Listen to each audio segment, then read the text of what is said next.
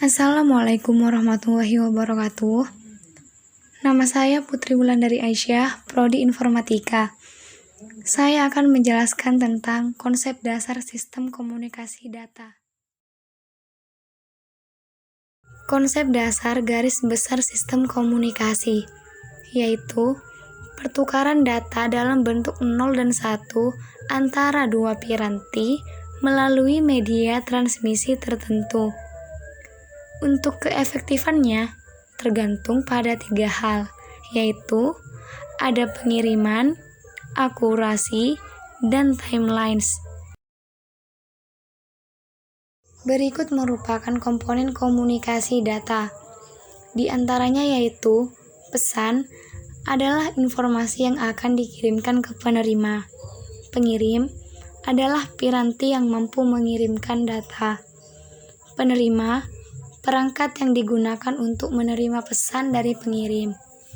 Media transmisi adalah jalan di mana pesan akan dikirim kepada penerima, bisa berupa kabel atau tanpa kabel. Nah, selanjutnya ada protokol. Protokol adalah aturan yang telah disepakati di mana pengirim dan penerima berkomunikasi dengan data. Untuk memahami model komunikasi, kita perlu memahami jenis data.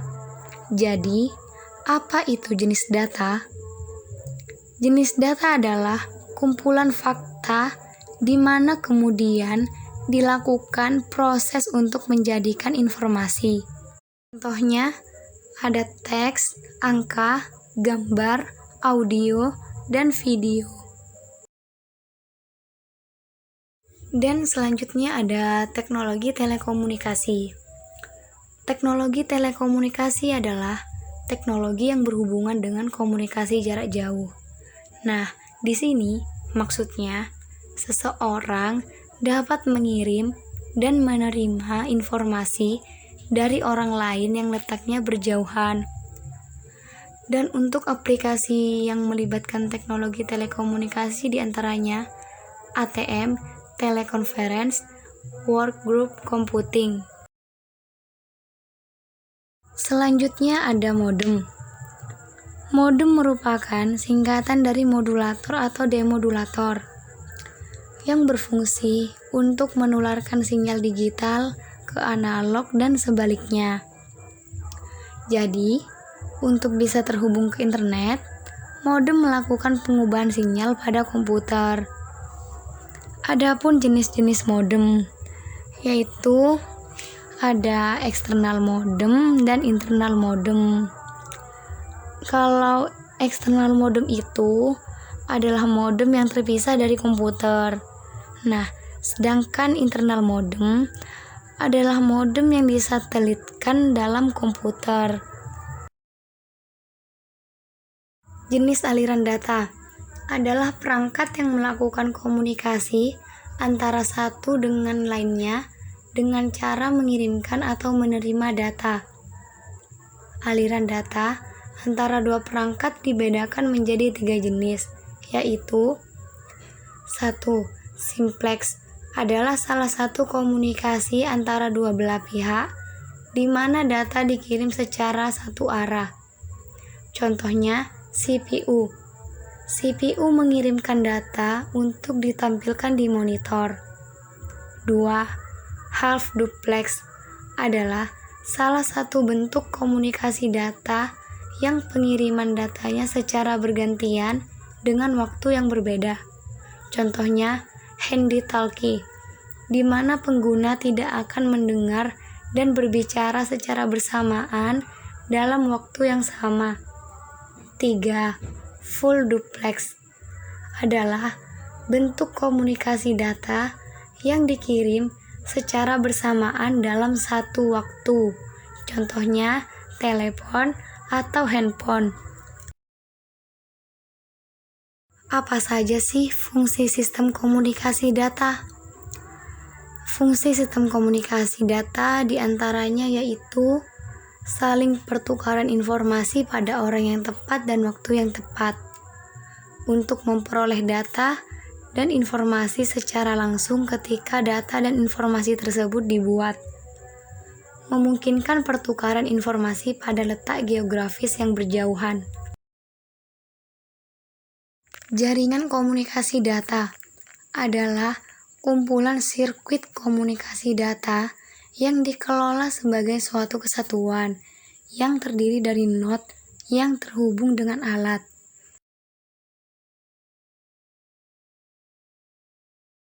Selanjutnya ada keuntungan dan kekurangan dari komunikasi data. Keuntungannya adalah sharing data secara bersamaan sehingga bersifat ekonomis, biaya lebih murah karena pengiriman data melewati jalur komunikasi, mendapatkan data langsung dari sumbernya, dan masih banyak lain lagi keuntungan dari komunikasi data ini.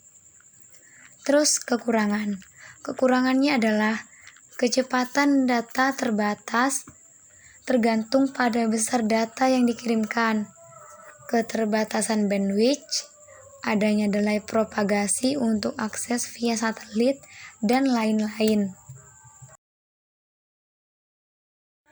Ada 4 faktor pertimbangan komunikasi data, yaitu protokol yang digunakan, pengsinyalan, media transmisi, dan lalu lintas data. Bidang-bidang komunikasi data. Bidang-bidang komunikasi data ini ada 7 macam ya teman-teman. Yang pertama, bidang pengumpulan data. Maksudnya, data dapat dikumpulkan dari beberapa tempat, disimpan dalam memori untuk kemudian diolah. Contoh aplikasi sistem inventory dan penggajian. Kedua, bidang tanya jawab. Maksudnya, pemakai dapat mengakses langsung ke program atau file. Contoh, aplikasi yang berhubungan dengan kasir. Ketiga, bidang storage dan retrieval. Data yang disimpan ke dalam komputer yang dapat diambil sewaktu-waktu oleh pihak yang mempunyai kepentingan. Contoh, aplikasi dalam perbankan untuk keperluan pemberian kredit. Keempat, bidang time sharing.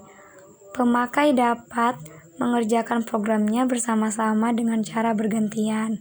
Contoh, aplikasi pemakaian sistem komputer secara bersama untuk pengembangan software. Yang kelima, bidang remote job entry. Remote job terminal mengirimkan program atau data untuk disimpan ke dalam komputer pusat tempat data diproses. Contoh aplikasi yang menggunakan peralatan pendukung sistem komputer yang terdapat di tempat yang jauh, dan aplikasi ini memerlukan proses dan waktu yang lama. Keenam, bidang real-time data processing dan proses kontrol. Hasil proses dikehendaki dalam waktu yang sesuai dengan kepentingan proses tersebut. Contoh aplikasi pengaturan peralatan industri. Dan yang terakhir, yang ketujuh, bidang pertukaran data antar komputer. Pertukaran data berupa program, file antar sistem komputer. Data yang diperlukan jumlahnya banyak dan waktu pengiriman yang dikehendaki singkat sekali. Pensinyalan dalam komunikasi data. Pensinyalan atau bahasa kerennya disebut dengan signaling, merupakan proses ketika sebuah komputer berinteraksi dengan media transmisi jaringan dan mengirimkan sinyal-sinyal data. Kemudian, istilah-istilah dalam pensinyalan ada transmisi, atenuasi, interferensi. Transmisi adalah proses perambatan dan pengolahan sinyal-sinyal di dalam medium transmisi, sehingga terjadi pertukaran informasi. Atenuasi adalah berkurangnya atau hilangnya kekuatan sinyal. Interferensi adalah gangguan sinyal yang disebabkan oleh noise gelombang lain. Sekian, terima kasih dari saya. Wassalamualaikum warahmatullahi wabarakatuh.